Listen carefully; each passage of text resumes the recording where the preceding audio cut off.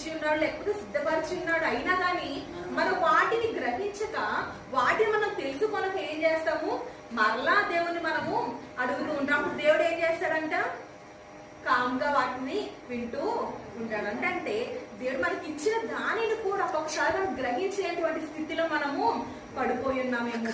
దేవుడు మనం గమనించాలి. దేవుడు ఎప్పుడైతే మనకి ఇచ్చిన దాన్ని మనం గ్రహించక ఈ లోకంలో పడిపోతున్నామేమో, మనం ఏం చేయాలండి, దేవుడు ఇచ్చినటువంటి మనం గ్రహించాలి. అంటే ముఖ్యంగా మనకి దేవునికి కనెక్షన్ అనేది బలంగా స్ట్రాంగ్ గా ఉండాలి. స్ట్రాంగ్ గా ఉన్నప్పుడు దేవుడు మన పట్ల చేసినటువంటి ప్రతి కార్యాన్ని కూడా మనము గ్రహించగలుగుతాము.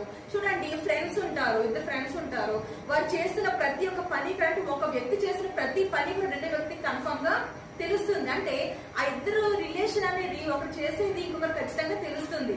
అదేవిధంగా భార్య భర్తలు కూడా ఏం చేస్తున్నారు అనేది వారికి తెలుస్తుంది కదా.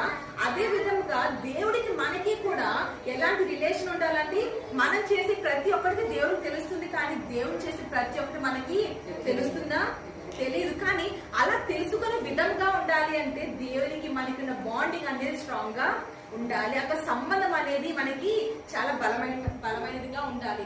అంటే ఏ విధంగా అంటే ప్రార్థన ద్వారా అవ్వచ్చు, బయటకు చదవడం ద్వారా అవ్వచ్చు, లేకపోతే వాక్యాలు వినడం ద్వారా కావచ్చు, సాంగ్స్ వినడం ద్వారా కావచ్చు.